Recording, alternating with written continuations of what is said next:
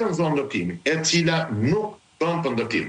Dhe kur ne në vitin 2010-2011 kemi bërë terminalin lindor në kohën e qeverisë Partisë Demokratike, këtë e kemi ndeshur këtë problem.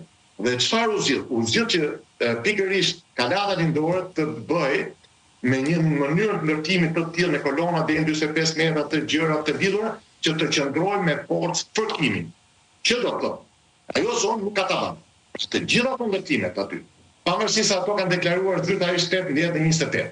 Ju e dini mirë se keni të vërtetuar tek emisioni juaj i Piranjave që duan ta ndërruar shumë. Por dhe nga përfaqësues që kanë punuar aty, është më e thellë shitja. Dhe larg shoh, nëse do të kemi dhe se zonë sismike është shumë e ndjeshme, do të kemi edhe një tërmet, përsëri do të kemi zhytje të theksuar dhe alabar të e kapituar. Për atëherë, aty ka disa shkelje. Dhe pyetja është, kemi kaq muaj që ja bëjmë staku dhe çuditërisht staku nuk do hyjë kurrë. Mund të kapet me probleme periferike, po një problem kaq të rëndësishëm për ekonominë shqiptare, staku nuk do hyjë. Si është vendeja e ndërtimit? A ka pasur studim gjeologjik të zonës? Sepse nuk mund të jepet një ide ndërtimi që janë të gjitha mbi peskatet, pa pasur studim të mirëfill të zonës.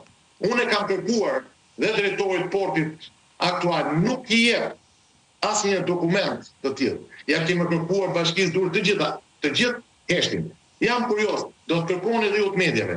Kërkush nuk do t'ju japi një studim gjeologjik të zonës. Po mirë, ku bëhet fjalë për një shkelje kaq të madhe, se bëhet fjalë për rëndim të ekonomisë shqiptare, pra bëhet fjalë për investitorët shqiptarë, familjet shqiptare që kanë dhënë lekët, por mbi të gjitha që ne po prishim një port, për të hapur rrugën një investimit që për mua është investim që nuk duhet bërë.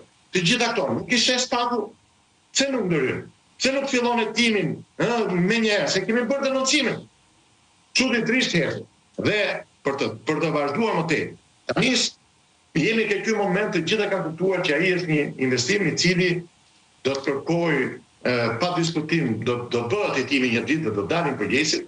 Të gjithë tani do të fillojnë të largojnë duart, të gjithë do të bëjnë sikur nuk vingen.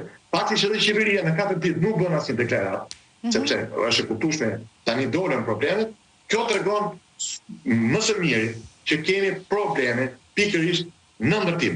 Dhe kjo tani kuptohet që kërkon një ndërgjegjësim të gjitha qytetarët të mediave, jo vetëm syri apo televizionet të tjera MCN, por duhet të gjitha mundësisht të vinë të gjithë tek porti i Durrësit. Se sot në portin e Durrësit, jo vetëm që rrezikohen paratë e shqiptarëve dhe një vlerë kaq e madhe, edhe për më tepër lavarje, edhe dini ju që duhet të investonte rreth 80 milion euro në fazën e parë dhe ne në këtë moment që flasim, në këtë moment që flasim. Këtë do pyesja. Siç ditet, pas një 7 milion euro nuk ka të plotësuara. Sepse ajo është vlera e vetme që ai do duhet investonte, pjesën më të madhe do ta jepte buxheti shqiptar dhe shitjet. 80. Po edhe atë 7 që ne kam marrë, sepse sipas të dhënave që unë kam. Në vitin i kam këtu, në vitin 2023-2024, kam mbledhur nga shitja e apartamente në ajër 42 milion euro. Pra, po imagjinoni pak, kanë thënë 2.1 miliard euro, ku në 5 vite afërsisht janë kaq pak